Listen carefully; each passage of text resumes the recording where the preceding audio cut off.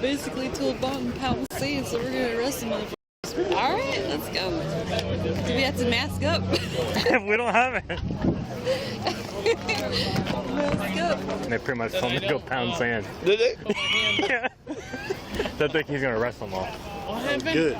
We had a long conversation with Lauren Freeman, and when it was all said and done, and you see the videos that are already online and everything, I mean, it's obvious that you can't allow that to continue to happen. And then we already got the intel that they're planning to do this again next Tuesday. It's our opportunity to get it right this time, and hopes that we won't have to go through the same thing next Tuesday. If you're the arrest team, make sure you have gloves, make sure you have a mask. So make sure that we're having proper PPE equipment on as we're addressing them, so that I can kind of use that as to support my claim that this is a public health hazard, okay?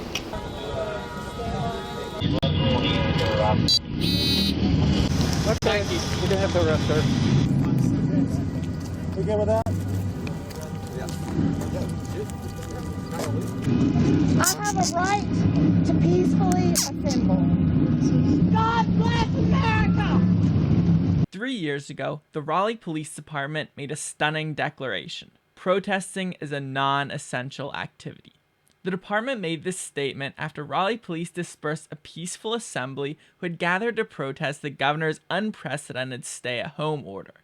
The Raleigh Police had also arrested one of the protesters, Monica Ussery. No video from the numerous body cameras worn by the Raleigh Police that day was ever made available to the public, until today. Let's start in the parking lot where the police were staging. Anybody know what the new information was? They're going to give it right here. He's got new information. He's got new information right here. What's the new information? They told Bond to pound sand. Did they? So they're going to be arrested. Nah. They're trying to get more officers and more transport vans. They told him That's what Major said. Yeah, they basically told Bond pound sand, so we're going to arrest him. All right, let's go. Do we have to mask up? We don't have it. Mask up. Pretty much I heard the new information was Bond went over to him and was talking to him about like the ordinances and all that, with the guns and all that, and they pretty much told him to go pound sand. Did they? Yeah. They think he's gonna arrest them all. What happened? Good. What'd you say? They said if you could say the next sentence without stuttering, we'll listen to you. Bond went over and told them all about the ordinances, about the horns, and so this thing that they told him all to go. They told him to go pound sand. So I think he's gonna lock them all up. They literally they told him that? Yeah. Oh, I like that kind of bravado. You think they're gonna arrest him, or they're gonna leave? Oh, I think they'll get I think they're going to get the first two, and then everybody else going to leave. What are they doing wrong? Gather up real quick and have a quick discussion. Find out. So obviously, for those of you all who are roaming around, you can see that the crowd is a lot bigger than what we expected. I initially told them that, hey, you are in violation of the executive order by gathering here. However, at least give me, if you at least give me 6 feet apart, that I may be able to work with you as long as the group don't get too big. Some of them tried to comply with that. There was one guy in the group who was trying to coordinate that, and the crowd kept growing, and it got to the point where obviously, you know, some people were like, you know, was not cooperating with them, you know, saying that it was their constitutional right to be here, this and that and the other. So long story short, we just had a conference call with Lauren Freeman, myself, State Capitol Chief, and Legislative Chief. Just had a conversation with Lauren Freeman to make sure we were all on the same sheet of music on our plan of action, and that Lauren Freeman was cool with the manner, both the manner in which we were going to do it, and the fact that we were going to proceed with it at all. So we got the blessings from everybody. The Secretary of State is cool with it. So we're at the point of no return now. We are going to make some arrests if they don't comply with the warning. We'll give a total of 3 warnings, just like we do for Memorial Monday. We'll give them the opportunity to leave. After that 3rd warning, we'll go ahead and start putting people in place to start making some arrests. Now, one of the things that I talked to Lauren about, there are families out there with kids. There are kids in strollers. There are kids, 7, 8 years old. It's and the media is already out there too. I did make it clear that if they didn't comply, there were going to be some consequences. So I think half of them know what's coming, but half of them, I think, want to be arrested. But that half that I'm talking about are not the people that actually organize it. If the arrest teams will come up from Wilmington Street, and if 2 prisoner transport vans will follow them in, and as you make an arrest, take them to the van, do your thing as far as quick search and everything, and get them in there.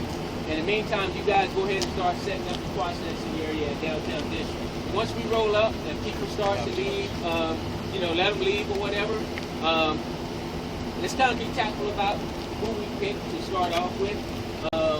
I'll be out there. I'll see if I can point out some of the agitators that can kind of direct you to the first one that I want to leave.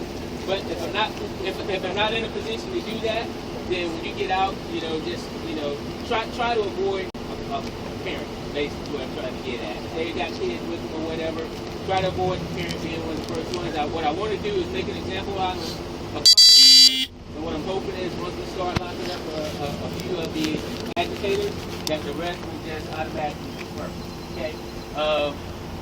We obviously wanted to do this as a last resort. We had a long conversation with Laura Freeman, and when it was all said and done, and you see the videos that are already online and everything, I mean, it's obvious that we can't allow that to continue to happen. And then we already got the intel that they're planning to do this again next Tuesday. So I think this is our opportunity to get it right this time, and hopes that we won't have to go through the same thing next Tuesday. I want to go ahead and start making some moves now because I don't want the crowd to continue to grow and everything. So I want to go ahead and start locking some people up as soon as possible and everything. So that will encourage everybody else to disperse. So the one good thing is nobody is in cars, so we shouldn't have that issue with hopefully with the car thing. But the other thing that I talked about, making sure everybody has PPE.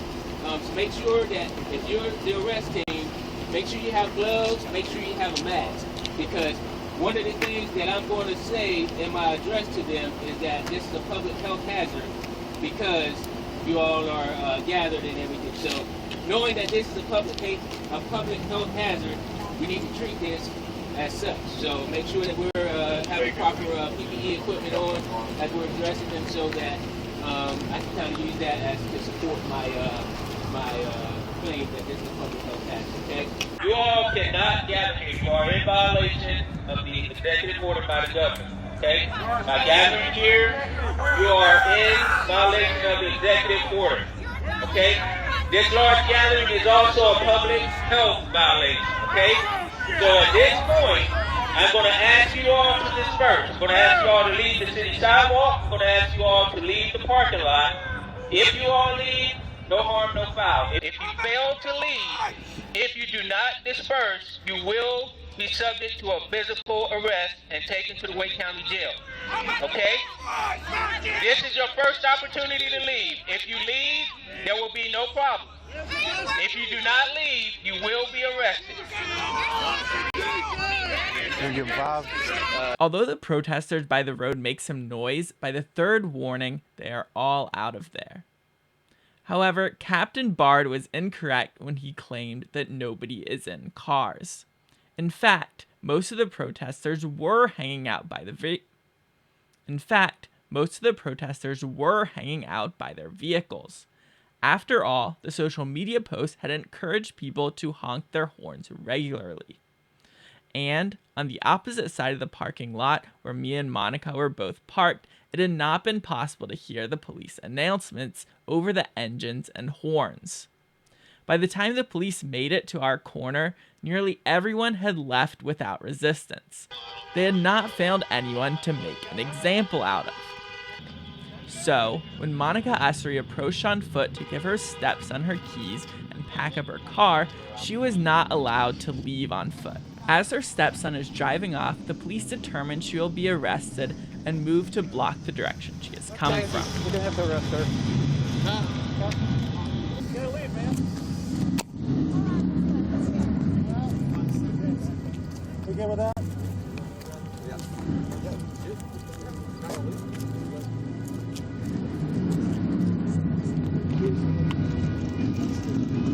I have a right peacefully assemble. Monica was charged with 2 misdemeanors: violation of executive order and second-degree trespass. Monica did not receive any of this potentially exculpatory video until after she had been convicted at a bench trial. It was just this February, after the video had been disclosed, that the charges were dismissed after completed deferral agreement. Monica is currently raising funds to continue her fight for justice in the legal sphere. Thanks for watching, please share, and feel free to reach out with any questions or comments.